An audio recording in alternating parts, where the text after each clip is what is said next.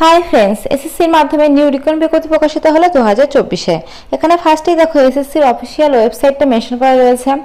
Notice অনুসারে বলা হচ্ছে combined graduate level examination 2024। Combined graduation লেভেলে তোমাদের এখানে নিয়োগটা করা হচ্ছে, যেটা এসএসসি সিজিএল পরীক্ষার মাধ্যমে।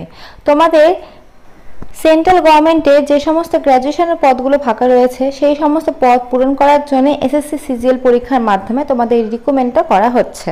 তো চলো এই বিষয়ে তোমাদের বিস্তারিত আলোচনা করে দিই। ফার্স্টেই দেখো এখানে ডেটটা মেনশন করা রয়েছে। তোমাদের অ্যাপ্লিকেশন কিন্তু শুরু হয়ে গেছে 24/6/2024 তারিখ থেকে। লাস্ট ডেট রয়েছে 24/7/2024 তারিখ পর্যন্ত। অর্থাৎ তোমরা জুলাই মাসের 24 তারিখ পর্যন্ত কিন্তু অ্যাপ্লাই করতে পারবে। এক মাস কিন্তু তোমাদের টাইম দেওয়া হচ্ছে এই ফর্ম ফিল আপটা করার জন্য। আচ্ছা, তারপরে বলেছে লাস্ট ডেট ফর টাইম। তোমাদের অনলাইন পেমেন্ট যেটা করতে হবে, তো অনলাইন পেমেন্টটা তোমাদের করতে হবে 25/7/2024 তারিখের মধ্যে। 25/7/2024 তারিখের মধ্যে তোমাদের অ্যাপ্লিকেশন ফিসটা দিতে হবে অনলাইনের মাধ্যমে।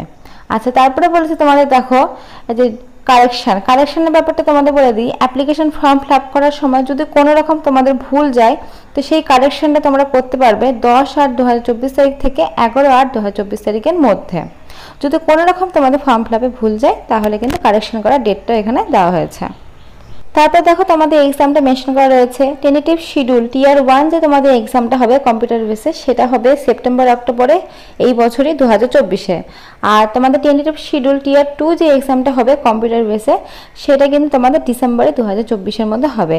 তো এই বছর কিন্তু তোমার দুটো এক্সামই হয়ে যাচ্ছে। একটা কিন্তু সেপ্টেম্বর থেকে অক্টোবরের মধ্যে হবে, আর একটা ডিসেম্বরে কিন্তু হয়ে যাবে। তোমাদের দেখো এখানে ফর্ম ফিল আপের ডেট থেকে শুরু করে কারেকশন এবং তোমাদের পরীক্ষা সমস্তটাই কিন্তু মেনশন করা রয়েছে।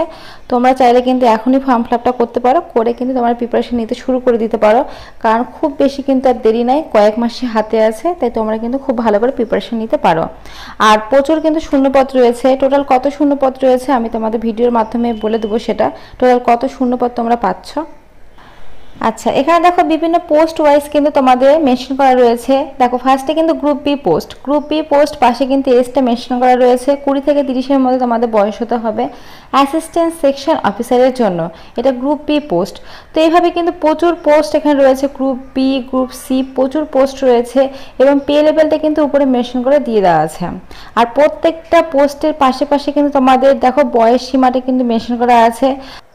তারপরে এখানে দেখো গ্রুপ সি পোস্টের ক্ষেত্রে দেখো তোমাদের এই যে দেখো ট্যাক্স তোমাদের অ্যাসিস্ট্যান্ট, তারপর sub inspector, group C post, এগুলো 18 থেকে 27-এর মধ্যে যদি বয়স হয়ে থাকে তাহলে কিন্তু তোমরা অ্যাপ্লাইটা করতে পারবে। তো এখানে প্রচুর পোস্ট রয়েছে। গ্রুপ সি, গ্রুপ বি, প্রচুর পোস্টে কিন্তু রিক্রুটমেন্টটা করা হচ্ছে। আর এখানে দেখো তোমাদের কিন্তু ভ্যাকান্সিটা মেনশন করা রয়েছে। তোমাদের টোটাল ভ্যাকান্সি কিন্তু আছে সব মিলায়ে 17,727টি ভ্যাকান্সি তোমাদের রয়েছে। 17,727টি কিন্তু ভ্যাকান্সি রয়েছে সব মিলে। ST, SC, OBC, male female সব মিলে কিন্তু তোমাদের টোটাল ভ্যাকান্সি 17,727টা। তো বুঝতে পারছো অনেকগুলো কিন্তু ভ্যাকান্সি রয়েছে। প্রচুর শূন্যপদে কিন্তু তোমাদের রিক্রুটমেন্টটা করা হচ্ছে। আর এই রিক্রুটমেন্টের জন্য শুধুমাত্র তোমরা গ্র্যাজুয়েশন কমপ্লিট থাকলে কিন্তু হবে। যে কোনো পার্সেন্টেজে শুধুমাত্র গ্র্যাজুয়েশন কমপ্লিট থাকলে তোমরা কিন্তু আবেদনটা করতে পারবে এই সমস্ত পোস্টের জন্য। আচ্ছা, তারপর দেখো এখানে এজ লিমিটটা মেনশন করা রয়েছে। তোমাদের এজ লিমিটে কিন্তু ধরা হবে 1/8/2024 তারিখ অনুসারে। 1/8/2024 তারিখ অনুসারে কিন্তু তোমাদের এজ লিমিটটা এবং কোয়ালিফিকেশনটা কিন্তু তোমাদের ধরা হবে। আচ্ছা, এখানে দেখো এজ লিমিটটা আরও ভালো করে মেনশন করা রয়েছে।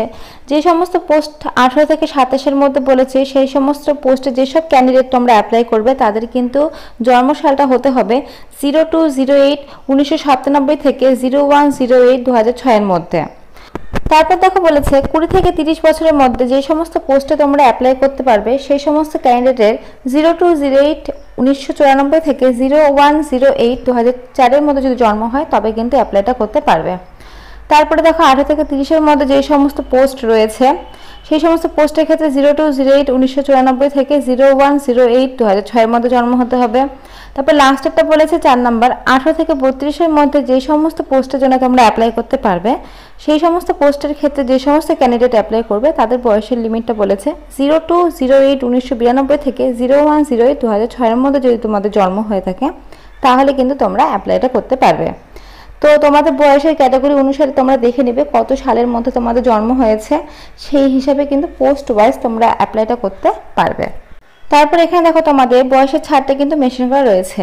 যারা এসটি এসসি রয়েছে তারা কিন্তু 5 বছর ছাড় পাবে, ওবিসিরা 3 বছরের ছাড় পাবে, পিডব্লিউডি যারা রয়েছে তারা কিন্তু 10 বছরের ছাড়, পিডব্লিউ ওবিসি রয়েছে তারা কিন্তু 13 বছরের ছাড়, পিডব্লিউ এসটি এসসি 15 বছরের ছাড় এবং ইএক্স সার্ভিসম্যান যারা রয়েছে তারা 3 বছরের ছাড়। এইভাবে কিন্তু প্রচুর তোমাদের দেখো ছাড় রয়েছে।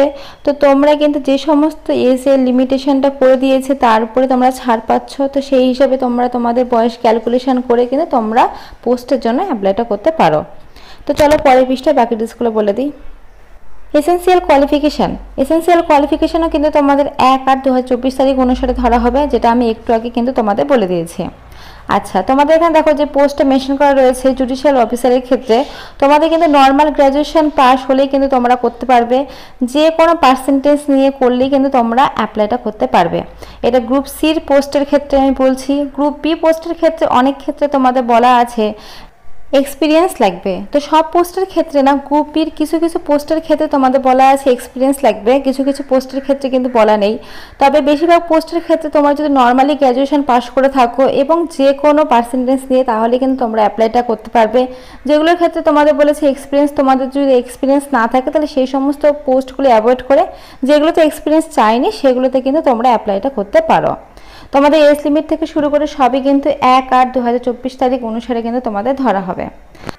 আচ্ছা, এরপরে তোমাদের আমি বলে দেবো এক্সাম সেন্টারগুলো। তো এখানে কিন্তু প্রচুর এক্সাম সেন্টার তোমাদের রয়েছে, দেখতে পাচ্ছ প্রচুর এক্সাম সেন্টার আছে। তো এর মধ্যে তোমাদের ওয়েস্ট বেঙ্গলের মধ্যে তোমরা যেসব জায়গায় এক্সাম সেন্টার পাচ্ছ সেই সব জায়গায় দেখো, এই যে 2 নম্বরে তোমরা কলকাতায় পাচ্ছ, তোমরা আসানসোলে পাচ্ছ, দুর্গাপুরে পাচ্ছ, শিলিগুড়িতে পাচ্ছ, বর্ধমানে পাচ্ছ, এই সমস্ত জায়গায় কিন্তু তোমরা পাচ্ছ। ওয়েস্ট বেঙ্গল থেকে তোমরা যারা আবেদন করছো তারা কিন্তু এই সব জায়গায় তোমাদের এক্সাম সেন্টারটা তোমরা পেয়ে যাচ্ছ।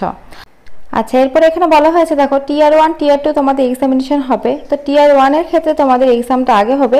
টিয়ার 1 এ যদি তোমরা কোয়ালিফাই করো অর্থাৎ পাস করো তারপরে কিন্তু টিয়ার 2 তে তোমাদের ডাকা হবে। তো টিয়ার 1 এর ক্ষেত্রে তোমাদের এখানে সম্পূর্ণ সিলেবাসটা কিন্তু পরপর মেনশন করা রয়েছে এই গোটা পিডিএফে। আমি ডেসক্রিপশনে লিংক দিয়ে রাখবো, তোমরা চাইলে আরও একবার কিন্তু নোটিশটা পড়ে নিতে পারো। আর এখানে দেখো তোমাদের টিয়ার 1 এ কিন্তু সিলেবাসটা মেনশন করা রয়েছে। তোমাদের ফার্স্টে কিন্তু জেনারেল ইন্টেলিজেন্স অ্যান্ড রিজনিং থেকে আসবে 25টা কোশ্চেন 50 নম্বরে আসবে। জেনারেল অ্যাওয়ারনেস থেকে 25টা কোশ্চেন 50 নম্বরে। তারপরে তোমাদের দেখো অঙ্ক থেকে আসবে, ইংলিশ থেকে আসবে, এই সমস্ত থেকে তোমাদের 25 করে আসবে। টোটাল কিন্তু তোমাদের 50 অর্থাৎ 200-র মধ্যে তোমাদের কিন্তু পরীক্ষা হবে টিয়ার 1 এর ক্ষেত্রে। 1 ঘন্টা তোমরা টাইম পাচ্ছ। আর এর কিন্তু তোমাদের নেগেটিভ মার্কিং থাকবে, অর্থাৎ একটা ভুল করলে কিন্তু 1 নাম্বার করে কাটা যাবে। এখানে দেখো তোমাদের মেনশন করা রয়েছে, এই যে দেখো 0.50 1 নাম্বার করে কিন্তু কাটা যাবে যদি একটা ভুল করো। আচ্ছা, টিয়ার 2 এর ক্ষেত্রে এখানে তোমাদের দেখো সিলেবাসটা মেনশন করা রয়েছে। 3টে সেকশনে তোমাদের পরীক্ষাটা হবে। এখানে সেকশন 1 এর ক্ষেত্রে তোমাদের দেখো একটা কোশ্চেনের জন্য 3 নাম্বার করে থাকবে। টোটাল কিন্তু তোমাদের 60টা কোশ্চেন থাকবে, 180 নাম্বারে তোমাদের পরীক্ষা হবে। 1 ঘন্টা কিন্তু তোমরা টাইম পাবে এই এক্সামটা দেওয়ার জন্য। আচ্ছা, সেকেন্ড যেটা রয়েছে সেটাও আমি তোমাদেরকে দেখিয়ে দিচ্ছি। এই দেখো সেকশন 2 এর ক্ষেত্রে কিন্তু তোমাদের মেনশন করা রয়েছে সেকশন 3, এই 3টে লেভেলে কিন্তু তোমাদের পরীক্ষাটা হবে। তো ফার্স্টে টিয়ার 1 এ যদি তোমরা পাস করো, কোয়ালিফাই করো, তারপরে কিন্তু টিয়ার 2 তে তোমাদের টাকা হবে। আচ্ছা, এখানে দেখো আরও একবার কিন্তু তোমাদের সম্পূর্ণ সিলেবাসটা খুব ভালো করে মেনশন করা আছে। আর হ্যাঁ, তোমাদের বলে রাখি তোমাদের অ্যাপ্লিকেশন ফিস কিন্তু 100 টাকা লাগবে।